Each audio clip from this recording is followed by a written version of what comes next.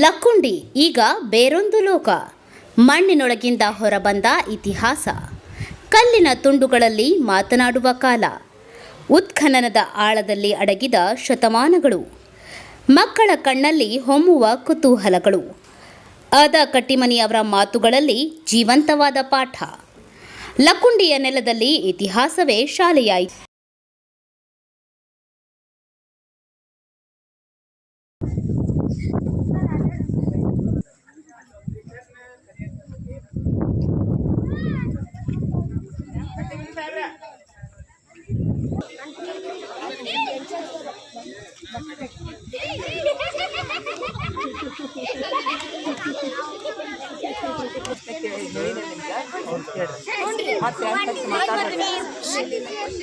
ಯಾರು ಮಾತಾಡ್ಬೇಡಿ.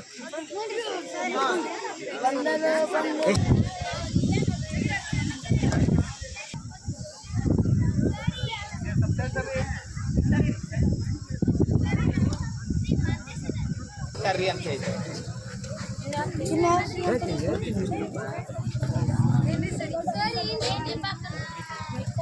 ಎಲ್ಲರೂ ಕಡೆ ಲಕ್ಷ ಕೊಡಿ.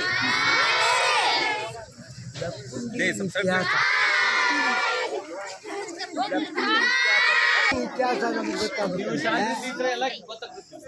ಲಕ್ಕುಂಡಿ ಒಳಗೆ ಇತಿಹಾಸದ ಐತಿಹಾಸಿಕ ಸ್ಮಾರಕಗಳು, 3 ಸುತ್ತಿನ ಕೋಟೆಗಳು ಅಂತ.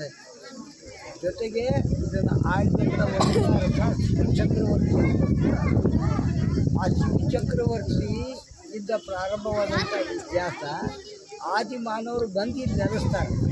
ಅಂದರೆ ಪ್ರಾಗಿತಿಹಾಸ ಅಂದರೆ ಇತಿಹಾಸದ ಪೂರ್ವಕಾಲದ ಇತಿಹಾಸ ಅಂತ.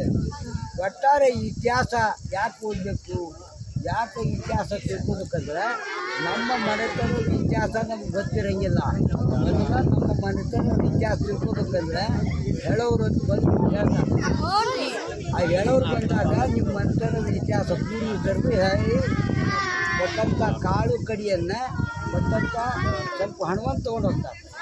ಊರ ಇತಿಹಾಸ ಅಂದರೆ ಪ್ರತಿಯೊಂದು ಗ್ರಾಮಗಳ ಇತಿಹಾಸ ಗೆಜೆಟಿಯರ್ ಅಂತ ಇರುತ್ತೆ. ಆ ಗೆಜೆಟಿಯರ್ಗಳಿಗೆ ಪೂರ್ವ ಇತಿಹಾಸ ಇರುತ್ತೆ. ಈ ರೀತಿ ಇತಿಹಾಸ ತಿಳ್ಕೊಬೇಕಾದ್ರೆ ಇತಿಹಾಸದಿಂದ ನಮಗೇನು ಗೊತ್ತಾಗತ್ತಂದ್ರೆ ನಮ್ಮ ಹಿಂದಿನ ಆಳರ್ಸರು